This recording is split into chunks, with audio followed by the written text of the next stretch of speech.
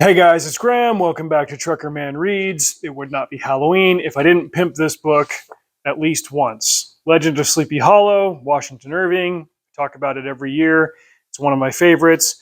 I actually read the short story all the way through for the first time in 2012, and that really cemented my love for it.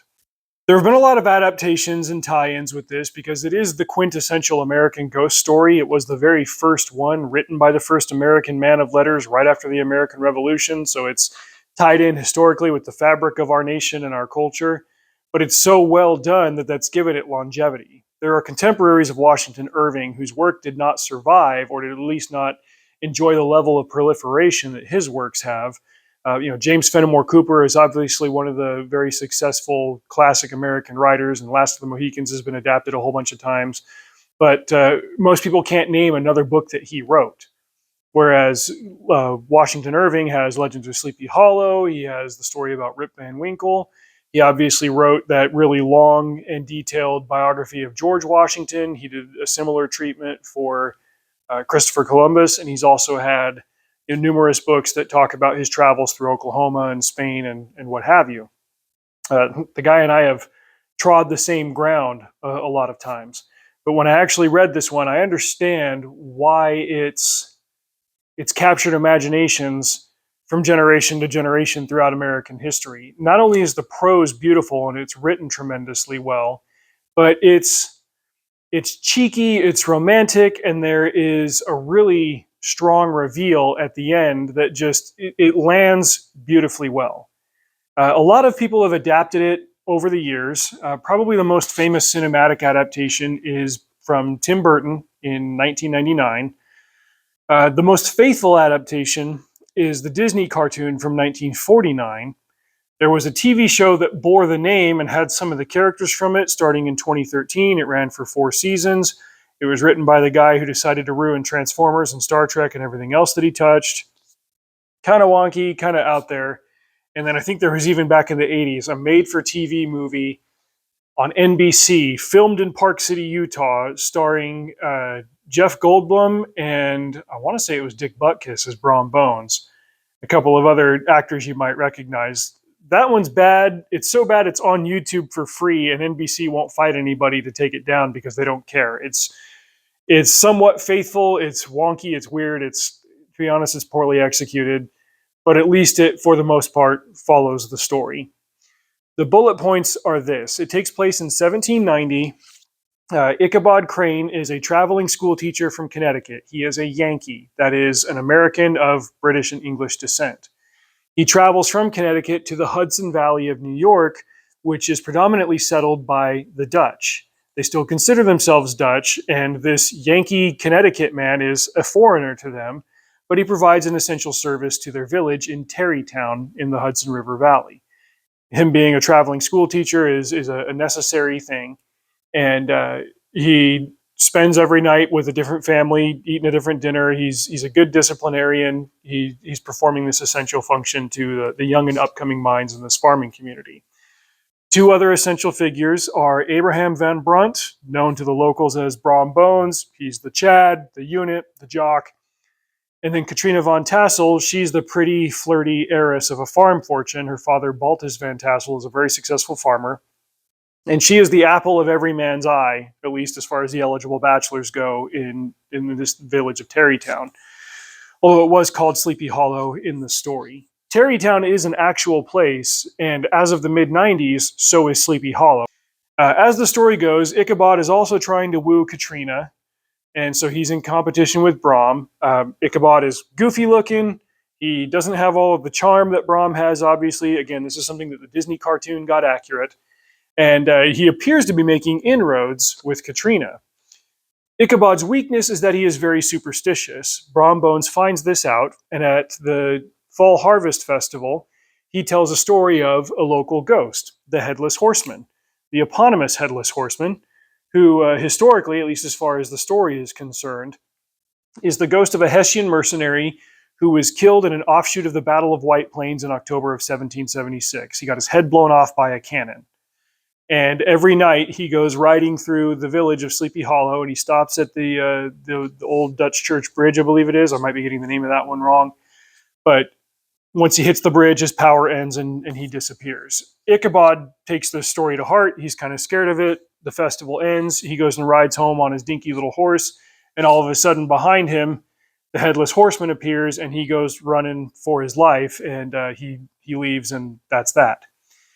Brom ends up marrying Katrina, and whenever anybody mentions that old school teacher that they used to have, whatever happened to him, and if Brom's around, he'll listen in, and he won't say anything, but he'll kind of smile. The implication being that Brom, an accomplished horseman, dressed up as the Hessian rider to chase this man out of town so that he wouldn't have to compete and he'd be able to seal the deal with Katrina, which, according to the story, he did. The reason I mention all of this and this other book that I'm juggling in my hand is that I love this story so much, I decided to write a tie-in novel after I had a really good idea. This was in 2019, and this was my book, Sleepless Hollow. Whenever Halloween rolls around, I always promote this book. It's one of my favorites that I've ever written. I recently read it again, and I caught a couple of things, like little minor details that I probably would have fixed with an umpteenth draft. There comes a time when you're editing something that you just become blind to little hiccups and errors here and there. Maybe I'll do a special edition down the road with some extra material and I'll fix all of that. But I still feel like this is an incredibly solid book, and it's a wonderful read for Halloween. Reason being that the main character, this girl in the middle, Josie, she lives in Sleepy Hollow in the modern day. And in the year 2020, the actual town of Sleepy Hollow celebrated the 200th anniversary of the publication of this story. Like I said, it takes place in 1790, but it was released in 1890, 1820, or 1819 and 1820. Is kind of a long story as to why, but for the sake of the story, I marked 1820 as the 200th anniversary of it. And on that anniversary, the ghost of Ichabod Crane breaks out of the afterlife and back onto the mortal plane to try to build a time machine and go back and change history so that Brom Bones doesn't win. Ichabod wins. He marries the girl, and that's that. It's significantly more complicated than that, but I didn't make the story overstay its welcome. It's got, it's about 290 some odd pages here. It's fully illustrated, and I got to do some really cool stuff with it. I'm still proud of this drawing of the Headless Horseman fortified with modern artillery. He's got a role to play in the story as well. These other characters on the cover, on the right, that's Silas Proctor. He was a ghost who also accidentally gets resurrected the night that Ichabod comes back. And then over here, this girl, Kay Youngblood, she's a freelance ghost hunter that she kind of has a foot in both worlds. She's a lot like Josie in some ways, but she knows all the ins and outs of the ghost world that Silas knows. Josie's kind of the noob in this one, so Kay is along to show her the ropes and explain things to her as she gets this sort of baptism by fire into the world of ghost hunting and stuff. Josie's always been able to see ghosts, but she doesn't know anybody else who does, and she doesn't want people to think she's going crazy, so she just doesn't talk about it. But on this Halloween night in 2020 in Sleepy Hollow, the veil rips open and ghosts all pour all over the place. And she's like, oh crap, everybody can now see what I can see. And Kay and Silas show up. They're like, okay, here, well, you can help us out. We do this, that, and the other thing to stop Ichabod before he screws up the timeline and so on and so forth. Like, I'm very passionate about this story. I love what I was able to get done with it. I had like 4 or 5 false starts on it when I tried to write it over the years. I think the first time I really tried to sit down and get a draft of it down was 2014, and it just wasn't coming together. I was missing pieces to it that came along later. Let me flip through here. I've got this one picture over on the other side of the shop that's just awesome, but I'm going to find it here in the book and show you one of my favorite 2-page spreads that I ever did. This huge kind of melee combat scene with Silas and Josie there on the one side, here's Kay on the other, and the Headless Horseman comes riding in on a mammoth with a menagerie of ghost animals. There's a reason for all of it. I wanted to follow the rule of cool, like let's do awesome, big, visually spectacular things, but have a story underneath it all to support it so that I'm not just doing stuff that looks cool, like the TV shows and whatnot. Going back to the movie adaptations and the Tim Burton one from 1999, it doesn't follow too much of the story at all. There are pieces of it through there, but it's very much Tim Burton's own creation. I covered it a couple of years ago on the Old Brother Trucker Book Club podcast. The movie is good for what it is. I think the visual effects are really stunning and they hold up very well. I think the casting was fantastic. Casper Van Dien as Brom Bones. Johnny Depp was Ichabod Crane. Christina Ricci was Katrina Von Tassel. And I think there were even several alumni of the Harry Potter movies who were in that one before they were in the Potter movies. Christopher Lee had a brief cameo in there. There's a lot of big name actors in it that come together to give a strong on-screen presence in the story. But the story itself is very different from the one that Washington Irving wrote. I think I remember seeing somewhere that Tim Burton watched the cartoon as a kid and then he read the book and he liked that a lot and then he wanted to make his own adaptation of it. I'm not necessarily opposed to that in terms of being a lore guy and a loyalist. He made an entertaining movie.